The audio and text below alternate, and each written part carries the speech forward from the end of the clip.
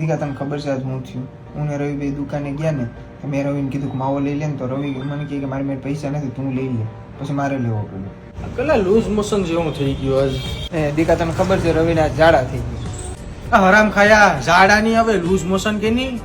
પણ રવિભાઈ થાય તો બેમાં હેડ જ કે બીજું કઈ?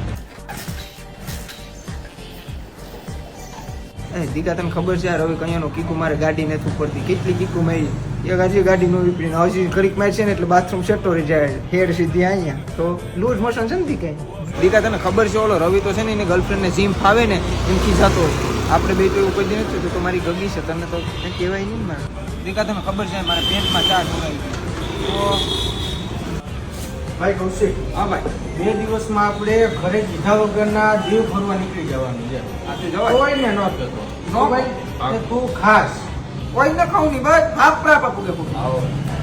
હાલો દીકા, અમે હમણાં 2-3 દીમાં છે ને દીવ ફરવા જઈએ ઘેરે કીધા વગર ના હો, મને કોઈને કહેવા ના પાડી હો.